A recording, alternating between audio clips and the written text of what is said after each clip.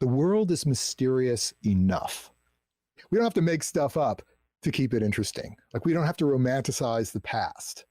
The human achievements, the strangeness of human accomplishments, the things that we know and don't know are compelling. And I find the chrysalis turning into the butterfly way more interesting than saying it's magic. It's magical because it's beautiful and it's wondrous and it takes our breath away. But it also is a process we can explain and describe, and it has a history and there are reasons for it. That's the way I like to approach the study of yoga.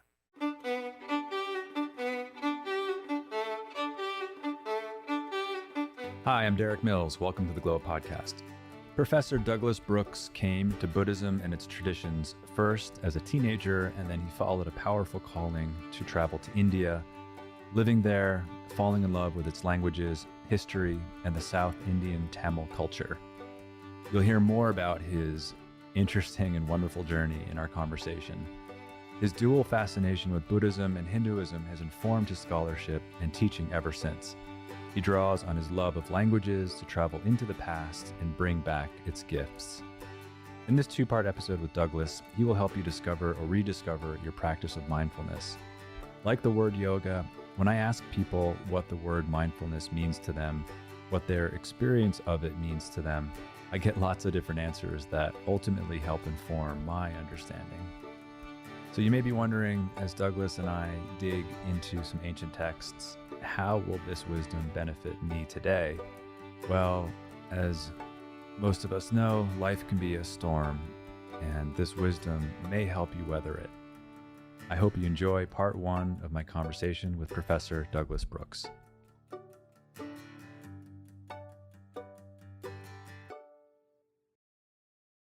Great to see you, Douglas. Thank you for being here with us today. Thank you for having me, Derek. It's a pleasure to be here. You know, I call everyone else by their official title, so Professor Brooks. It's hard for me because you and I speak so frequently, and I never call you that. So if I default to... Derek, that's what my students call me, and you're my friend. As for my title or credentials, let them stand by themselves. Please just call me Douglas. That's fine. All right. Well, just want our listeners to know that if I habitually go back to Douglas, it's not out of disrespect. Well, please do. So this is a topic, just like you and I discussed what is yoga many episodes back, which ended up being two parts. I could see this conversation ending up as two parts as well. And in the same way with that topic, I had certain agendas that I wanted to list at the top, and I'll probably do the same here. And I see the arc of our conversation unfolding in two parts. The first part being a brief history of mindfulness and the general project of liberation. And then in part two, mindfulness today. How do we typically experience this word mindfulness in contemporary times? Your personal experience with it, i.e., its application, its efficacy in this chaotic, entropic world that we live in.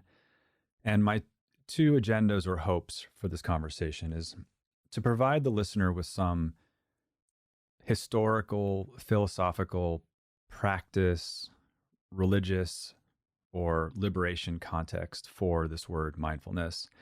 And I hope after listening to our conversation, the next time someone reads a book on mindfulness or hears someone speak about it, is deciding on which retreat or course to attend and purchase, etc., that they might be more curious about that person's identification with or affiliation with specific sources or traditions, ultimately becoming a more discerning consumer of mindfulness content and products. And there's only so much we can cover in our short time together, but at least it might plant the seed in terms of generating a curiosity for all of that above.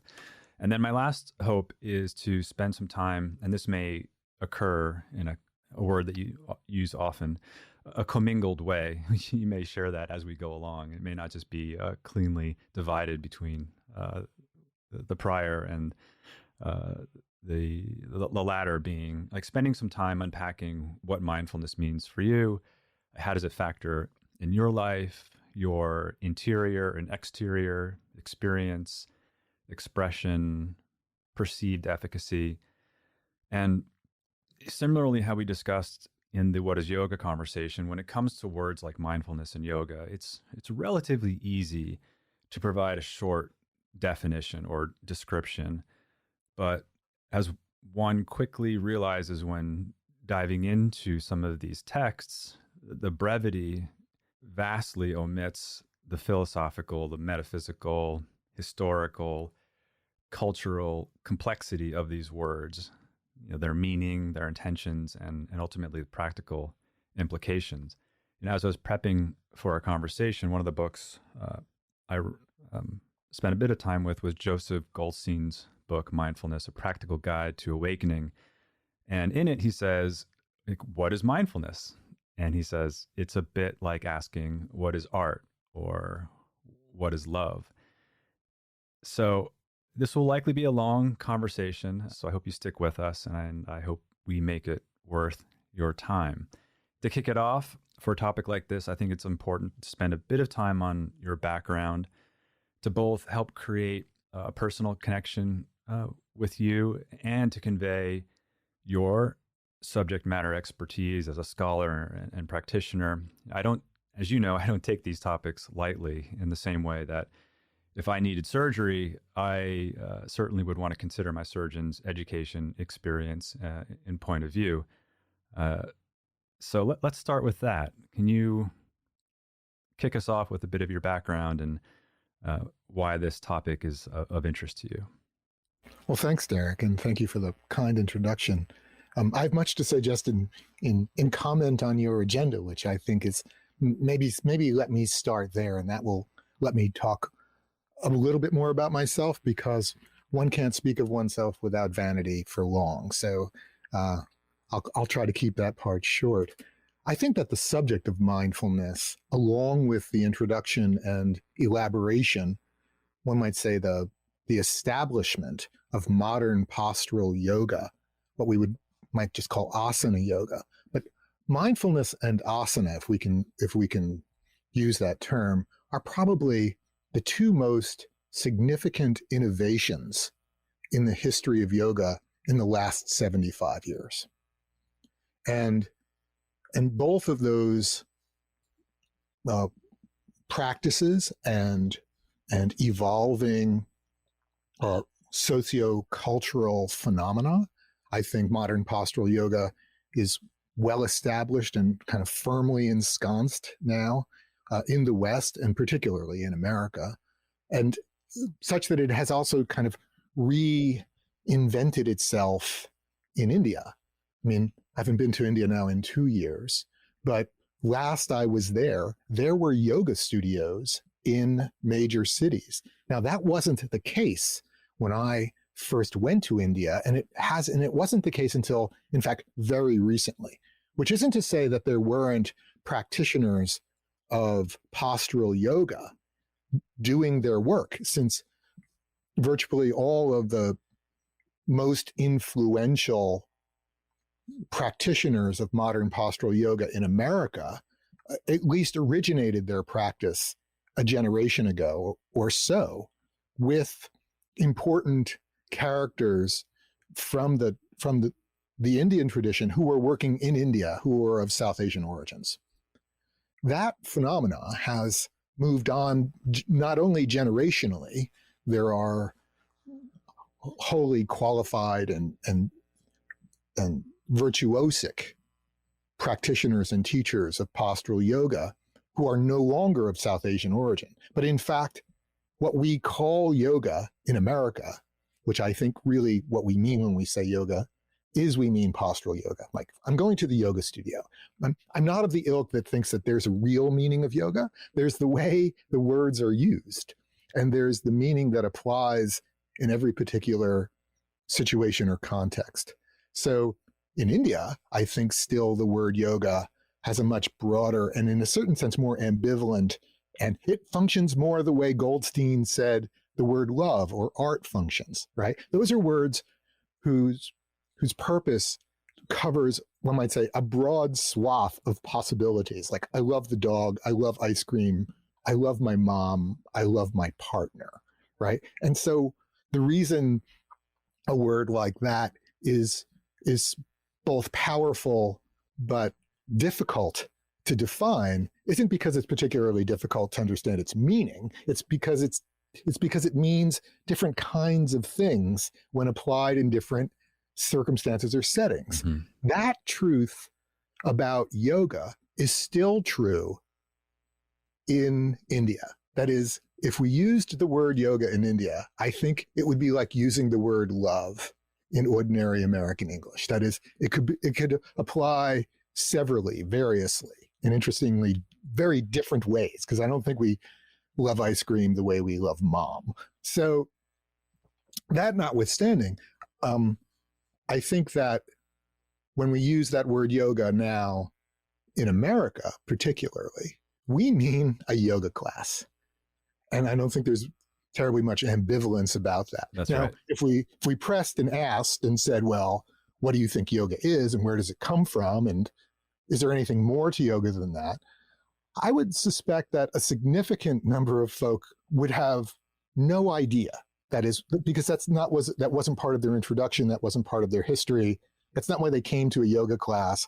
And their familiarities with the use of the word or the history of the traditions that apply that word or use that word there's no reason why people would know that unless they had sort of taken a course with someone like me in college. Correct.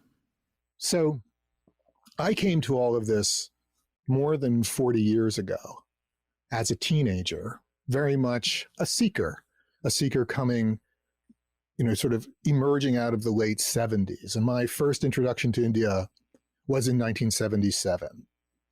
And I was supposed to stay just like a semester. I was originally on a college program, and I stayed quite a bit longer. And then, to make that a simpler story, it consumed my life and my concerns and everything that I cared about. Because during that first initial stay in India, I met a remarkably gifted, erudite, and lovely human being who was my teacher and is my teacher.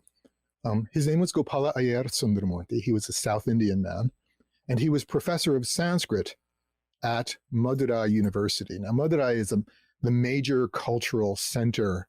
It's the epicenter of ancient Tamil culture. And the Tamils are the folk of deep South India. That's where we find those beautiful bronzes of the so-called Chola era. It's where we find that remarkable culture of Hindu worlds and temple worlds.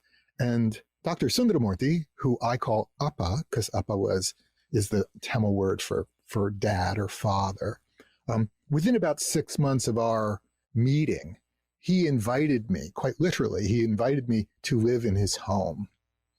And he was a householder. He was born of the Brahmin or priestly caste.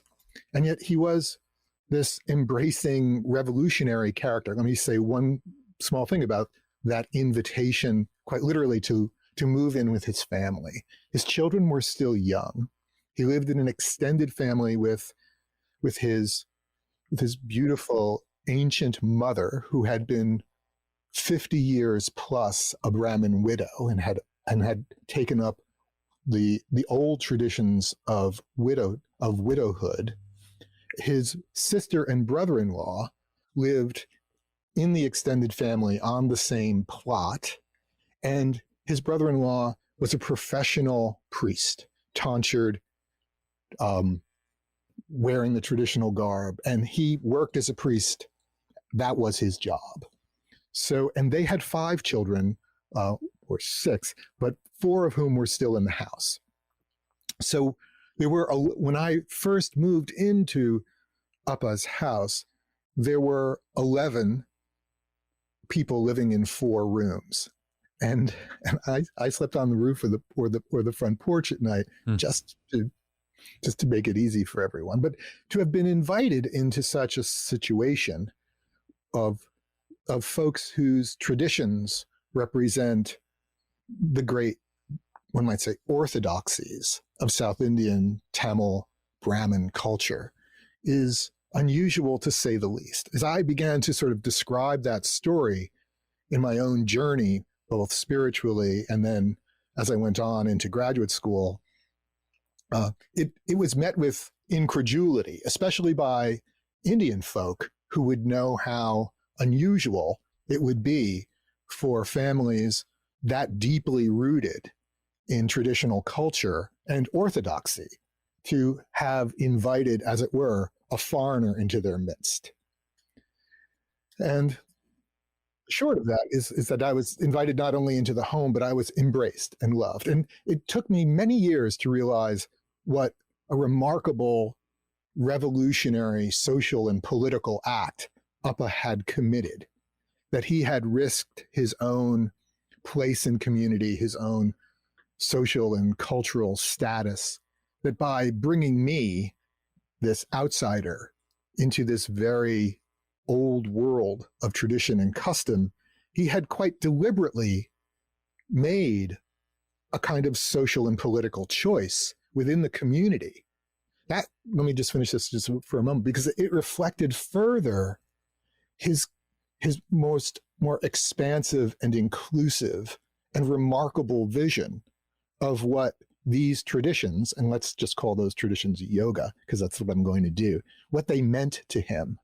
Because here in this ultra-conservative, virtually ancient kind of customary world in which he was reared, he was not only willing to embrace my presence in his home as his student, as a member of his family. I mean, I was considered brother and sister to his children and nieces and nephews in the home, but also because he was a strident advocate of the education of girls. He was virulently opposed to the misogyny and sexism that pervaded the ordinary status of that culture. He was revolutionary in his embrace of different kinds of people. He was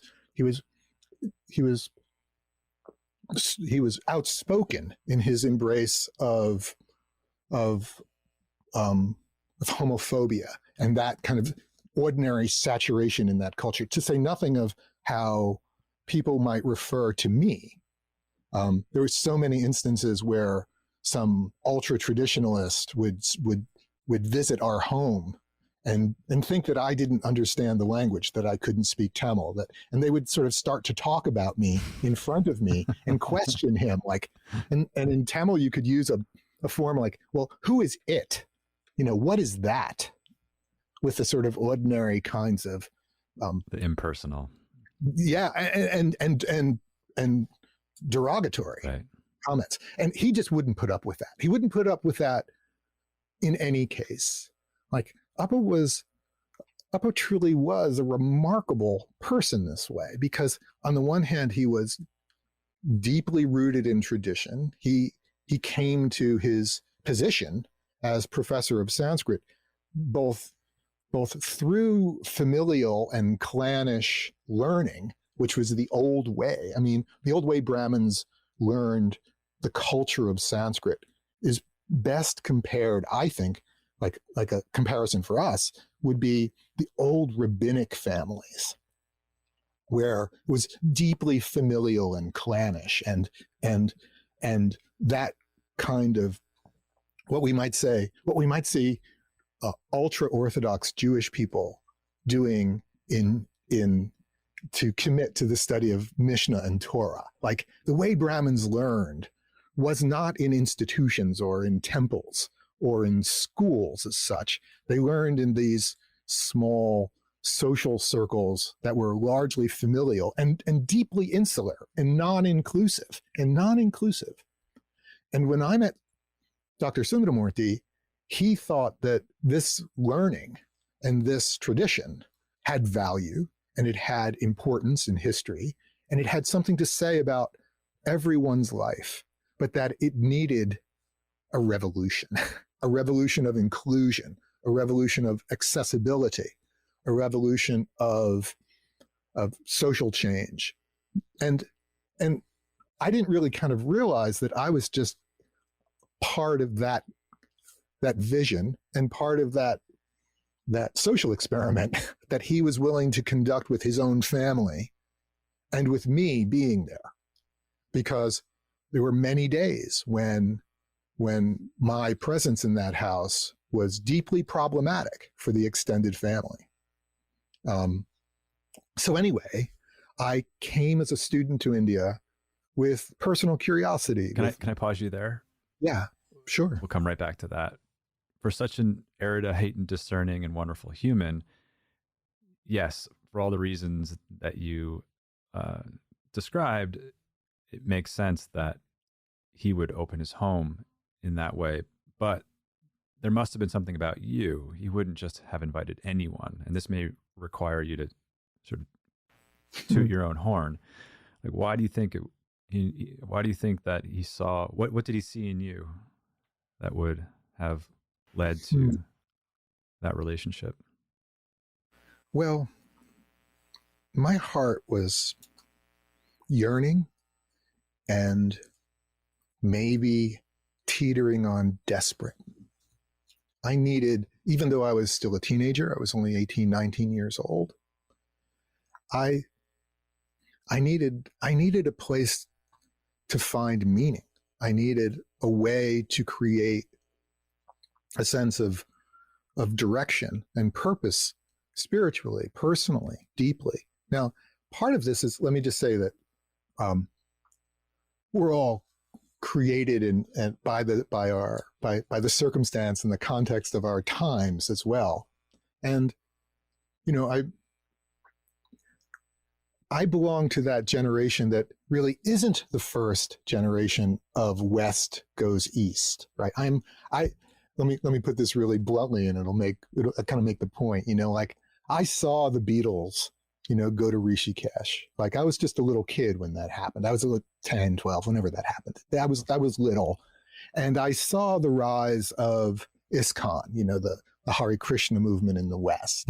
And I've got hilarious stories about conversations with folks that we just affectionately call the Hare Krishnas, and I have a great deal of respect and consideration for those folks and for those traditions too, because now I understand their heritage. I understand their provenance. I understand what they were doing. I understand something about who their teacher was. So, but I came of age, that is, I came into college luckily, in a kind of awakened civil rights age. I belonged to a community that had integrated schools and had preached inclusion and accessibility from the very early age. But also in the malaise of Vietnam, and then in the post era of the Beatles, and I think John was right. Like, when he sang about the fool on the hill, he wasn't kidding. So and then I grew up in New Jersey, in this suburban community that on the one hand was very inclusive and interestingly, its own civil rights experiment. I'd be happy to talk about that another hour because it was a fascinating upbringing. I mean, I belonged to the community that was the first to integrate its public schools willfully, deliberately, explicitly to try to reshape values and attitudes. And I have to say, it worked. Like, it really did. The other side of this was I was yearning for my own kind of spiritual journey.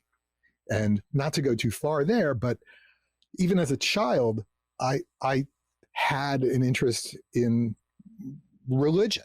And my parents weren't religious. And I asked to go to church. Like, what kind of a kid does that?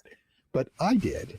And then about 14 or 15, I had a kind of disaffection and awakening that the message and the traditions of the Christian church, and I've been kind of reared in what we might call high church Episcopalianism, right? So the joke is the Catholic junior varsity, like smells and bells. Later on, I jest, but later on I went to divinity school. So we had a joke about every sort of sectarian form you could imagine, because that's what you do when you study religion. You have to keep a sense of humor and kind of talk about things. But this is not a trivial point in my own journey, because I found the liturgy of the Episcopal Book of Common Prayer, which is this elegant, sort of structured, ritualistic world. I found it deeply compelling, not for its content, but for the way ritual and myth and storytelling, the way a whole vision of the world could become a practice. Like if you went to communion at 8 a.m. before the family service, before like church started, and you were in this small sanctum with 10 people in the chapel, and you were the altar boy, and you kind of got up to move the Bible from one side to the other. And in that tradition, like you read from the book. And, even Christopher Hitchens, many, many years later, commenting, said something that I think I was realizing. And that is, I didn't believe a word of it, but that's kind of how it came out. Like that's what happened in my revelation disaffection. Like the literalism and even the symbolism of those worlds just no longer really resonated for me. But as Hitchens once said, the elegance and the erudition and the beauty of the language and the power of the ritual remained compelling. And so when I became first interested in India, I was interested at once, and that just kind of stumbling through a social studies class in junior high school, like how do you find out about anything, and then again, I'm a creature of my age. So I had a little taste of Hermann Hesse and his story of Siddhartha. I had a little, the kind of intimations of the Beatles. There's these great civilizations over there. I got hooked on Ravi Shankar's music, like who couldn't? Because it's so fantastic and compelling. So I had this taste of there are other worlds. And I think my interest in India came through the contemplative tradition, through the ritual tradition, because that church that I had sent myself to, my parents never attended church. I would go on Sunday morning by myself to the very early service, and I ended up the altar boy until I was 14 or 15. And I found that quietism, that contemplation, that interiorization deeply personally compelling. And then I found the externalization, like the practice of ritual, kind of getting up, sitting down, moving the book, like raising the chalice, like doing all the things that happened. I found that formality, like that external kind of formality, very compelling. And compelling because transformation was happening? Right, because the inner worlds allowed you to wander, to roam, to imagine, to create, to feel. And the outer worlds provided a vessel, a structure, a formulation. And when I entered, as I began to learn a little bit more about India, and I had this very sort of romantic and jilted view and naive view of Brahmin life and the priestly life in India. But one thing I wasn't wrong about was that these were folks who deeply prized that creation of context and that formulation that ritual helps you have. Like ritual is a way to tell a story. Ritual puts structure and boundaries and symbols into motion. Ritual lets us think about how we can organize our feelings because we have signs and symbols. We have behaviors, stand up, sit down, sing this song. And Brahmin worlds, especially South Indian worlds, are even before you enter a home, but what you see in temples, what you see in everyday Hindu life is a commitment to a gesture, to a behavior, to a ritual, even if it's like taking a flower and putting it at a simple roadside shrine. You see that everywhere in South India all the time. Like long before, months before Dr. Sundaramoorthy invited me to live in his home, I saw that. And somehow there was this kind of compelling connection to my own process. Because my process was, well, what is the human possibility? And what lies in my heart? And how do I connect? And what does it mean? I had taken that old injunction from St. Paul. There's something St. Paul says that's really interesting. He says, pray ceaselessly. That could almost be, if we reached really deeply, that could be a definition of mindfulness. Because it could be a way of saying, from what's emerging in your heart and mind, like what's in the storehouse of your consciousness? Where do you come from? How do you connect? What's self? And how do you connect to this complex experience and in a world that's a whirlwind, that's storming all the time?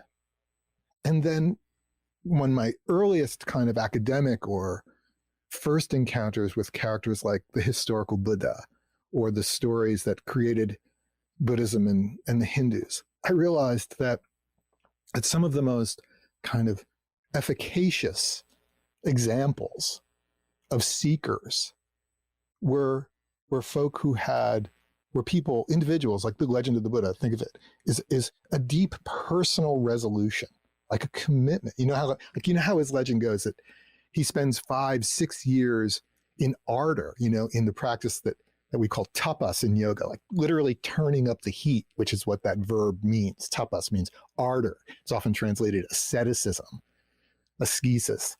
And what it means is, it answers that question, like, well, where's your commitment? Where's your courage? Like, what are you willing to do to arrive at your goal or your objective or the thing you want most? Like, what's in your heart and how do you get there? And so I saw that deep personal commitment and resolve, that discipline. And so I was ready for that. But then I also saw that in the midst of modernity and the malaise and just the madness of a world, and when you get to India, it's wonderfully crazy. It's functioning anarchy. It's astonishingly rich.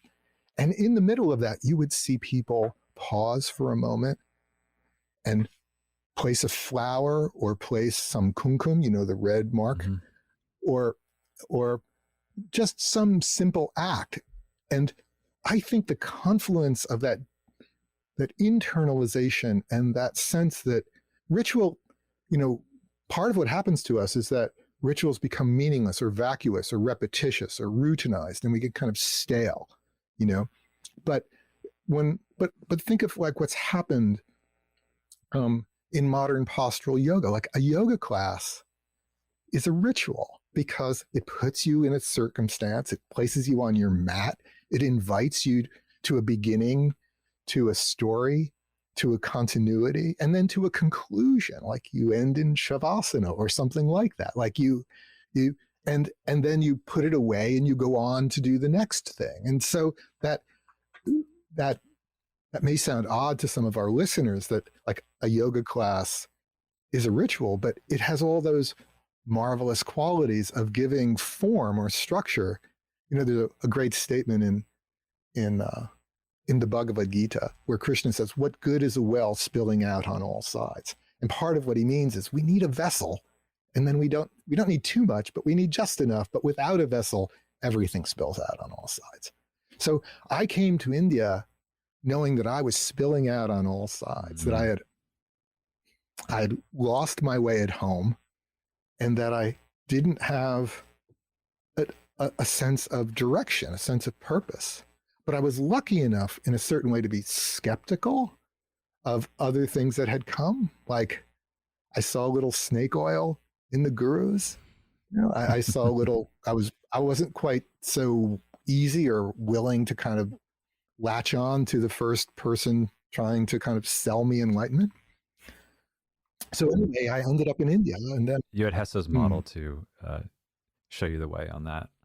I did. And Hesse was immensely helpful, because, um, how many folks have reread Hesse's Siddhartha now and as adults or much later in life, but it is a tacit, not even tacit. It's explicit. a direct kind of counterpoised, even critical view of the path of the Buddha. Mm-hmm. Since, in the course of the story, the protagonist, who in fact has the Buddha's name, he is Siddhartha, right? Siddhartha sees his best friend Govinda kind of co-opted and brought into the Buddhist path. And then, of course, he meets him again near the end of the book and doesn't recognize him. Poor Govinda sort of is still kind of not really where he thought he would be in the practices and in the company of the Blessed One. And there's this conversation near the end of Hesse's Siddhartha between the Buddha and Siddhartha. Siddhartha says, well, all well and good for you, but maybe your path isn't for everybody. And maybe I think implicit in that conversation isn't, like maybe you didn't do my best friend a solid in bringing him along, and that's, let me say this, that one of the more remarkable features of Appa was that he wasn't interested in a dogma, and he wasn't interested in making me him, right?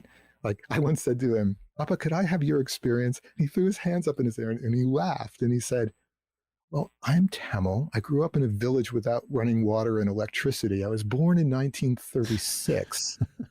and you're just not going to have my experience. You're going to need to evolve your own interpretation, your own practices.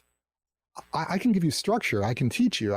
We can learn honestly and thoroughly, but you have to make this your own. And he said that to me when I was 19 years old. And, I was with him over a 16-year period through my PhD. My goal in life, in a certain way, after meeting him, was to try to get him in his retirement to come and live with me and work with me. Aww. And Sweet.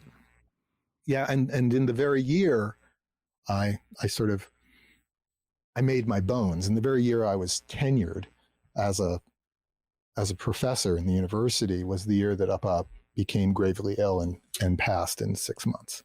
And it broke my heart, because it also reminded me that, as valuable and as interested as my academic training had been, it was Appa who sent me back to the States.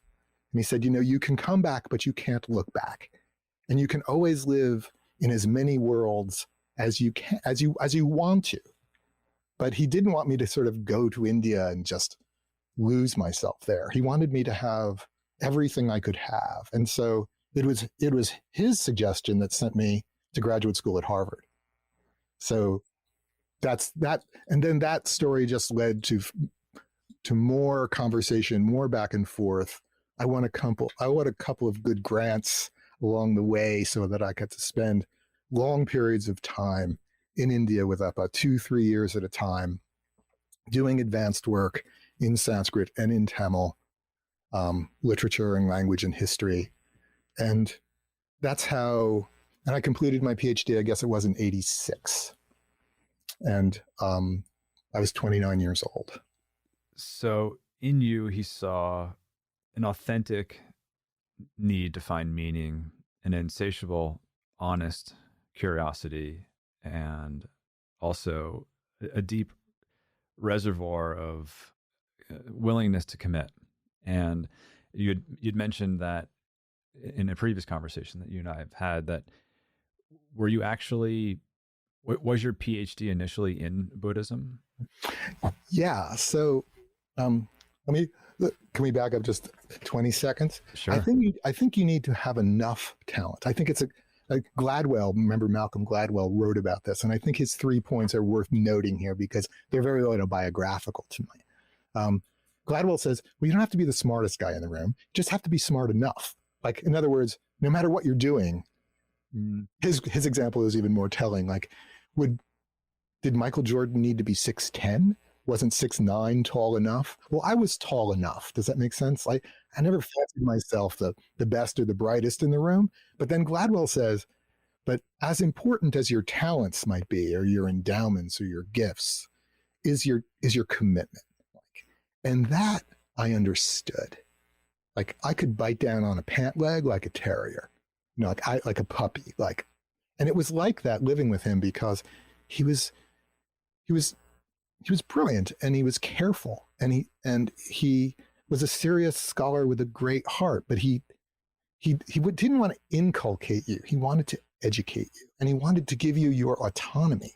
And then that last thing that Gladwell says, so you got to have some talent. Okay, you have to have enough. You don't need to be the best. You just have to be. I went to school with folks who were infinitely more gifted and better prepared than I was.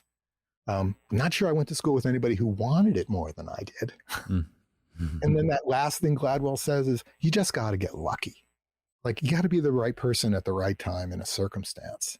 And I did. I mean, when I arrived in India, Appa had just come back from a 4-year period where he had been professor at the University of Kuala Lumpur, and he had worked in Singapore. He had been living overseas, and he came back to Madurai. He came back to South India at his mother's behest, because she was getting on in years and she wanted to move back to India. And had I come a year earlier, I would never have met him. And then under the circumstances that I did meet him, it was sort of possible for me to move in, like to be part of that family, to learn the old way, because that was the way you learned. You learned custom and practice. And my meditation started at 3:30, 4 o'clock in the morning every day downstairs in the house. It was a way of life. And that suited me really well. That it translated into academics and a career studying the material, that was all just a ruse in a certain way. Like academics is a fine profession. There's a noble sort of end in itself to kind of uncover truths with honesty and seriousness. The other side of it is, I've always just been a seeker, and I want to take it to heart. And the best part of this time of my own life, like these later years in my life, I'll be 65 in a month or two, is that I no longer need to conceal or in any way inhibit my personal interests in these spiritualities, in the traditions of yoga. I no longer have to, I don't have anything to prove in the academy. And I have I have that privilege, and I understand that to be very much a privilege.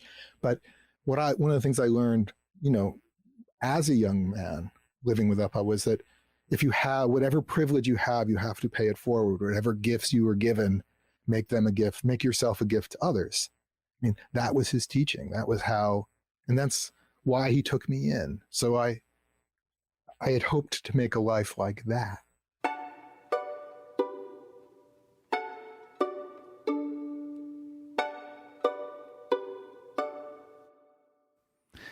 I have noticed your more personal point of view coming out more since I met you well over 12 years ago.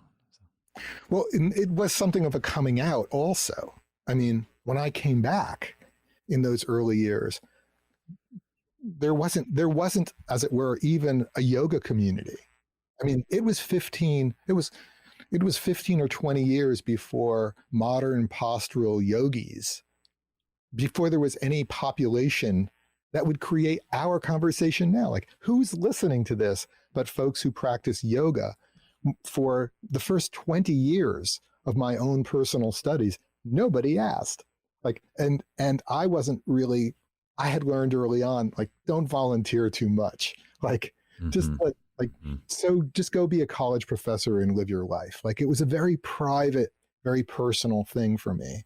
Then, once you make your bones in the academy, there is a great deal of privilege and immunity, provided you behave yourself and comport yourself with professionalism. But there's a lot of opportunity to live, to keep your private life your own. And I did. And it took me a long time to figure out how to talk about these things that were deeply personal to me because I didn't do it to become a college professor. Like I didn't do it to become this guy on the Glow podcast who talks to, you know, to curious, interesting folk who have an interest in yoga or who come to Glow for an experience. Like that's astonishing to me. So my own coming out has been an interesting process for me. But now like as far as I'm concerned, the doors are open. You can ask me anything, and I'm every day grateful and incredulous, like just completely off. I just don't even believe that there are folks who would care about these subjects. Again, because it was all very personal, and literally from until about 2001, which is really when I began teaching in worlds outside the academy. And by then, I had been tenured 6 years. I mean, you know, I didn't have another step in academics to take, but I was just off in my own little world. And then folks came and said, could you tell us a little bit about that world? Or could you tell us about India? Or could you tell us about yoga? Or what do you know about mindfulness? And I went, okay. And we can do that both personally and professionally, because let me say one more thing, because I know I've gone on here, but Appa was a stickler for keeping things real, for keeping things true. So if we want to talk about the history of yoga or the meaning or the practices of mindfulness, he would warmly commend a conversation where the resources and the history and the conversation of the facts, such as we know them, such as they're constructed in the sort of critical atmosphere of scholarship, is taken seriously. Right? So he didn't really like that romantic. So can I give you just one simple example? So yeah, please. If you go to a yoga conference and some well-meaning person stands up and says, well, yoga is 10,000 years old. Like, I'm going to try to be kind, and I'm going to try to be restrained, but I'm going to tell you that that's not true. Because that's not where the evidence takes us. Like, mm-hmm. That's not what we know. And Appa once said something really beautiful. He said, the world is mysterious enough. And what he meant was, can I put it bluntly? We don't have to make stuff up to keep it interesting. Like, we don't have to romanticize the past. The human achievements, the strangeness of human accomplishments, the things that we know and don't know are compelling. And I find the chrysalis turning into the butterfly way more interesting than saying it's magic. Like, it's magical because it's beautiful and it's wondrous and it takes our breath away. But it also is a process we can explain and describe, and it has a history, and there are reasons for it. And that's the way I like to approach the study of yoga. Personal and spiritual, and you can't we can't deny someone's personal experience. Like, it's how their heart, it's where their hearts are and how they come across. But we should stay close to the facts if we can, such as we know what they are. And admitting the complexity and the challenge that creates. And speaking to that, I do want to come back to what meditation was like for you at 4 a.m. With him. But you mentioned the potential lack of necessity to make things up. In that would also potentially lead to things of the supernatural realm and other sorts of claims, which may also take us to liberation, extraction from, or some sort of exemption from worldly life. Yeah. But to get there, why was Buddhism your initial focus for the PhD? Well, in fact, I think that, not to go on about this, but there were 3 simple reasons. The first was that the Buddha and the traditions of Buddhism were the first thing that I came to as a teenager. So for 3 or 4 years before I went to India, before I knew anything about the Hindus, the vision of this this young man, which is what he was, taking up the difficult questions of life in a tradition that initially emphasizes personal seeking, self-reliance, the use of your own wits. Like Buddhism's first appeal to me was, you don't need the gods. I mean, the Buddha will help you because he's the same way someone else can kind of give you directions or, show you down the path. But it was a path of reason and self-reliance. And that was my first introduction. My second introduction to that was that got furthered and complicated, and I got more interested in language and in history and then in the Hindus. But when I came home from my first experience with Appa, some of my most important and significant teachers were Buddhist scholars.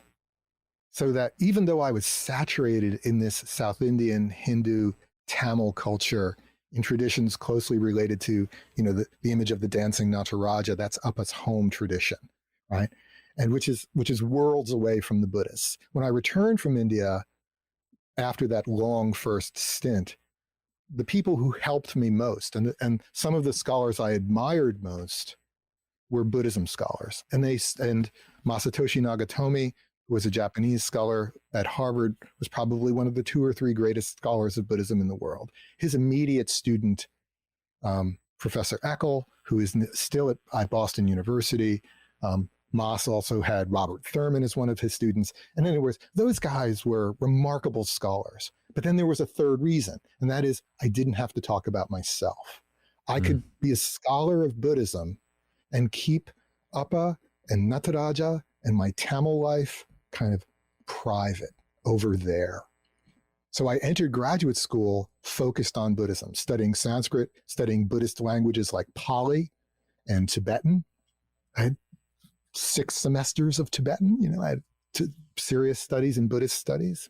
And then one summer, I had kind of drifted off back to India, and I came home, and my PhD mentor, who was Malcolm David Eckel, who I consider one of the 5 greatest scholars of Buddhism of any century, an astonishingly erudite and kind man, says to me, every summer you go off, you live in a Tamil Brahmin home. I know that's where your heart is. I know that's what you really do. You speak Tamil fluently. Why don't you do that? Why are you with me in Buddhist studies? And I said, I'm in Buddhist studies because of you, but also because, and this is really true, I could conceal my private life. I could be an academic over here, and I could be a seeker over there. And at a certain point, that also became uncomfortable to me. So I went to Appa and I said, Appa, can we make our subject, like our lives, the things that we do, the practices of the goddess, the practices of Nataraja, the Tamil Brahmin traditions of auspicious wisdom, can we study that critically and historically together? Like, and because it was a real issue. How do you study yourself? And I was worried about being the sorcerer's apprentice, like to put it euphemistically. But I got approval for that. Like Professor Eckel gave up at that point a senior PhD student to another subject. So I started my PhD program in Buddhist studies, aiming to write a dissertation on Tibetan, particularly Tibetan Buddhist philosophy, and ended up graduating with the Hindus and writing about Tamil culture in South India and focusing on the goddess and the traditions of the dancing Shiva. Wow, what a story. It's a wild story. Most people don't completely change topics 3/4 of the way through their PhD program. But like you said, you wanted it badly enough. Yeah.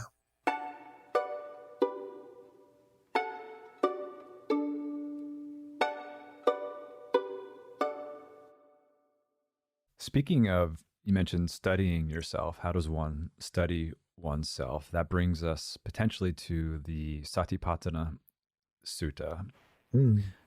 Before you switched, before we go into that text, and maybe we now go right to that text, were there any other texts Buddhist texts specifically, that spoke to you in terms of the seeking, the transformation, the curiosity and wonder that you were seeking to expand, explore.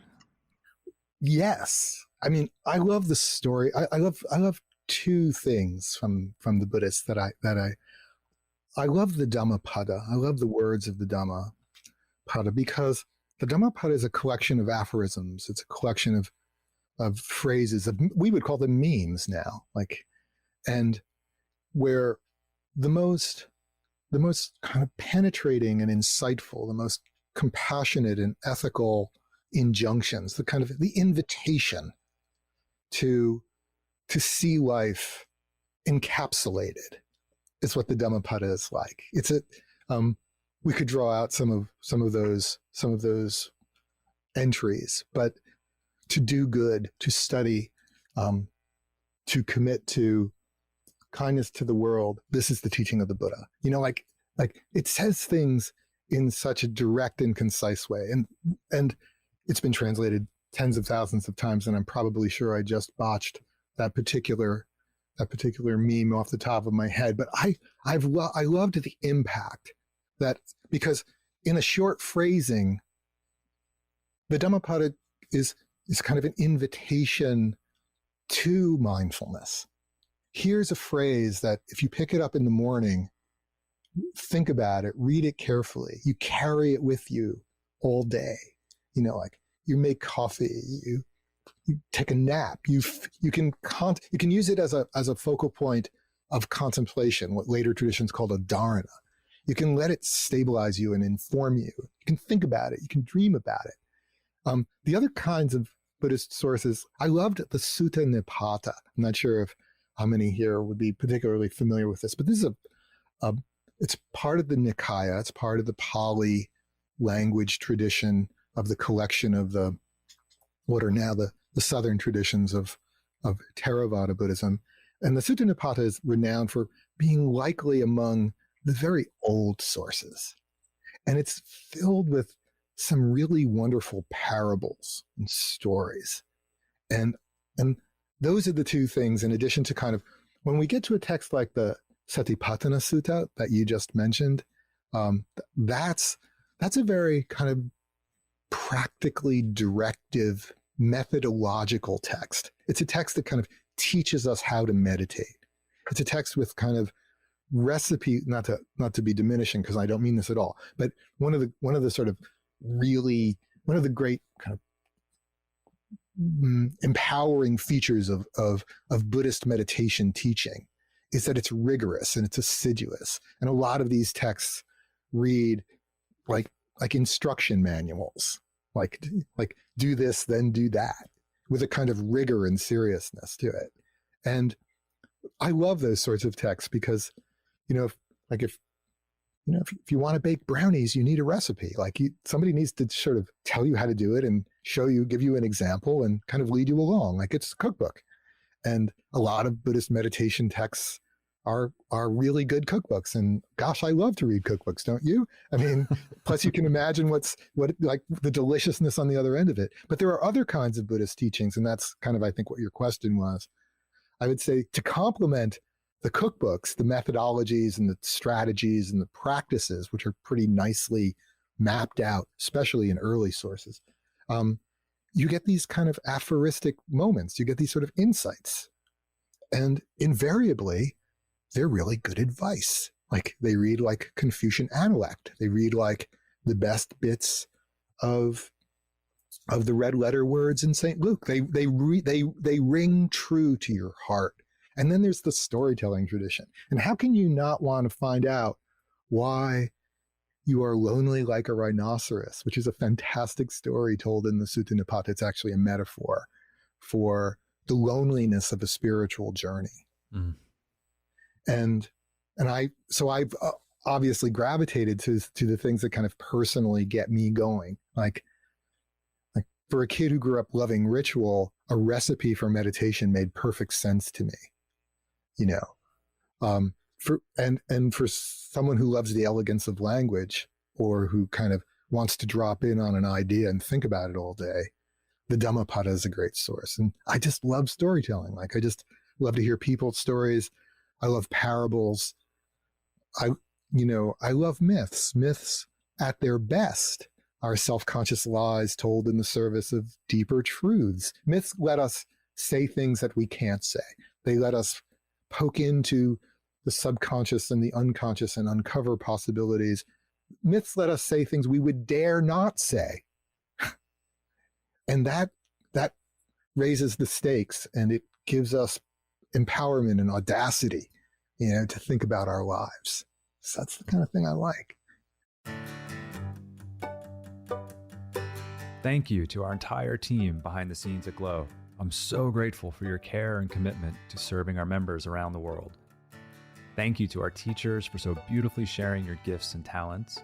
I'm also grateful to our lovely community of Glow members. You've supported us since 2008, and because of you, we get to continue to do the work we love. It's the combined support of our team, our teachers, and our community that grants me the privilege to continue to bring you the Glow podcast. Thank you to Lee Schneider at Red Cub Agency for production support. And the beautiful music you're hearing now is by Carrie Rodriguez and her husband, Luke Jacobs. And remember, take care of yourself because our world needs you. Thank you for coming on this journey with me. You can find the Glow podcast on Spotify, Apple Podcasts, or glo.com/podcast, or wherever you listen to your podcasts. I'm Derek Mills.